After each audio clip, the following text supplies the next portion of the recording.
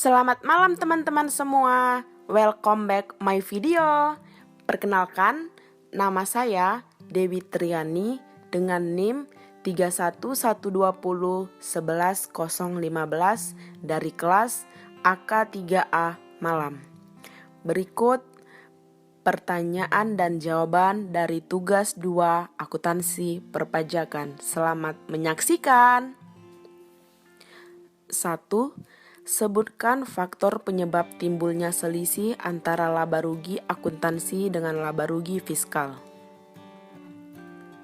Menurut resmi 2005-331, penyebab perbedaan laporan keuangan komersial dan laporan keuangan fiskal adalah karena terdapat perbedaan pengakuan prinsip, perbedaan metode dan prosedur akuntansi, perbedaan pengakuan penghasilan dan biaya.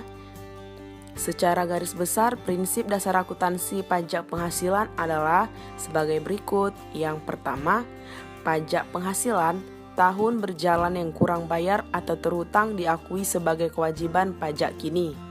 Yang kedua, konsekuensi pajak mendatang yang dapat didistribusikan perbedaan temporer kena pajak diakui kewajiban pajak tangguhan, sedangkan efek perbedaan temporer yang boleh dikurangkan dan sisa kerugian belum dikompensasikan diakui aktiva pajak tangguhan. Yang ketiga, pengukuran kewajiban dan aktiva pajak didasarkan peraturan pajak berlaku. Berikutnya, perbedaan metode dan prosedur akuntansi menurut resmi adalah poin pertama, metode penilaian persediaan. Akuntansi komersial membolehkan memilih beberapa metode penghitungan harga perolehan persediaan. Sementara itu, menurut perpajakan hanya memperbolehkan metode FIFO dan average untuk penilaian persediaan. Selanjutnya poin kedua yaitu metode penyusutan dan amortisasi. Akuntansi komersial memperbolehkan memilih metode penyusutan seperti metode garis lurus, jumlah angka tahun, saldo menurun, metode jumlah unit produksi, dan lain-lainnya. Sementara berdasarkan perpajakan hanya mengakui metode garis lurus dan saldo menurun untuk kelompok harta berwujud jenis non-bangunan, sedangkan harta berwujud bangunan dibatasi hanya bisa menggunakan metode garis lurus. Nomor 2. Jelaskan ruang lingkup PSAK 46. Diterapkan untuk akuntansi pajak penghasilan. Pajak penghasilan termasuk semua pajak dalam negeri maupun luar negeri yang didasarkan pada laba kena pajak. Pajak penghasilan termasuk yaitu pemotongan pajak yang terhutang oleh entitas anak, entitas asosiasi, atau ventura bersama atas distribusi kepada entitas pelapor, dan tidak berlaku pada hibah pemerintah. Akuntansi atau hibah pemerintah dan pengungkapan bantuan pemerintah atau kredit pajak investasi, tetapi sangat berlaku atas perbedaan temporer yang dapat ditimbulkan dari hibah tersebut atau kredit pajak investasi. Nomor 3.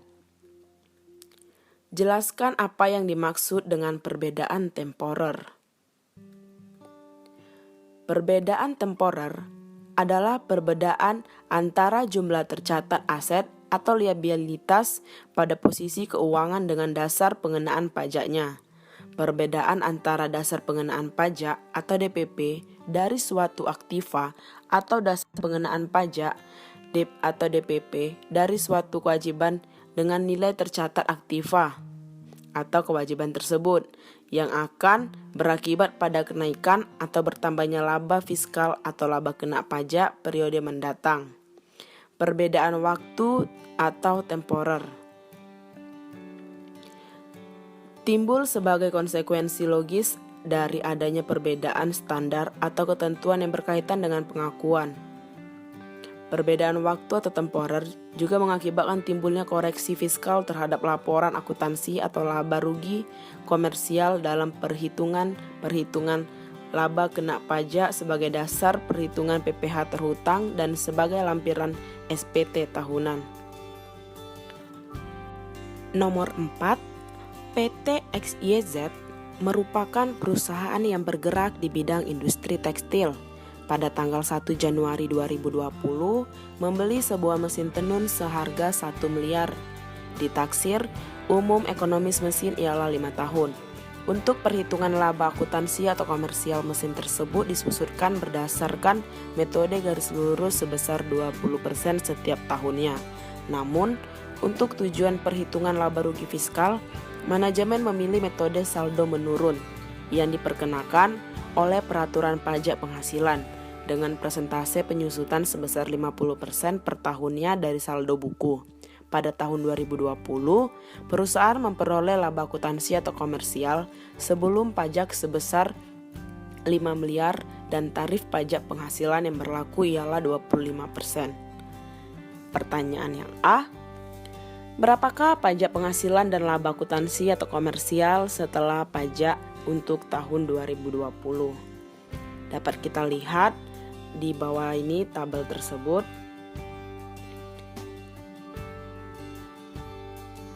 Pajak tanggal 31 Desember 2020 nilai tercatat mesin tenun adalah sebesar 800 juta, sedangkan dasar pengenaan pajak adalah 500 juta, selisihnya adalah 300 juta, atau 800 juta dikurang 500 juta adalah perbedaan temporer kena pajak.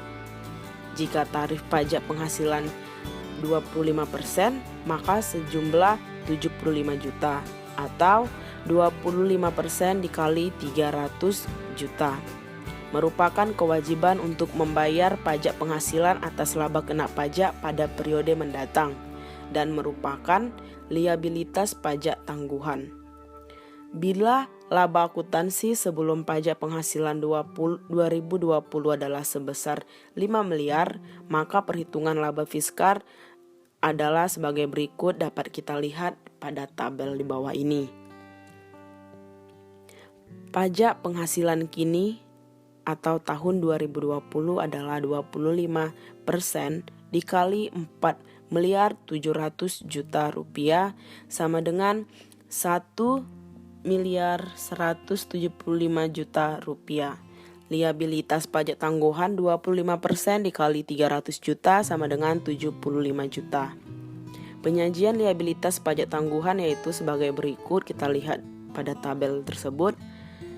Sehingga perusahaan akan mengakui beban pajak dalam laporan laba rugi sebesar 1 miliar 250 ribu rupiah dan liabilitas pajak tangguhan dalam laporan posisi keuangan sebesar 75 juta rupiah. Selanjutnya, poin B, berapa perbedaan temporer dan bagaimana penyajiannya dalam laporan keuangan 2020? Dapat kita lihat juga pada tabel di bawah ini. Dan pada tanggal 31 Desember 2020, nilai tercatat mesin tenun adalah 800 juta, sedangkan dasar pengenaan pajak adalah 500 juta, selisihnya 300 juta atau 500 juta dikurang 200 juta adalah perbedaan temporer kena pajak. Perbedaan temporer tersebut akan menimbulkan aset pajak tangguhan, yaitu sebesar 75 juta atau 25% dikali 300 juta. Bila laba akuntansi sebelum pajak penghasilan 2020 adalah sebesar 5 miliar, maka perhitungan laba fiskal adalah sebagai berikut, yaitu terdapat pada label di bawah ini. Pajak penghasilan kini atau 2020 adalah 25% dikali 5 miliar 300 juta rupiah sama dengan 1 miliar 325 juta rupiah. Aset pajak tangguhan 25% dikali 300 juta rupiah sama dengan 75 juta rupiah. Penyajian aset pajak tangguhan dapat kita lihat di bawah ini. Sehingga perusahaan akan mengakui beban pajak dalam laporan laba rugi sebesar 1 miliar 250 ribu rupiah dan aset pajak tangguhan dalam laporan posisi keuangan sebesar 75 juta rupiah. Demikian dari video pertanyaan dan jawaban yang saya kerjakan. Saya ucapkan terima kasih, selamat malam.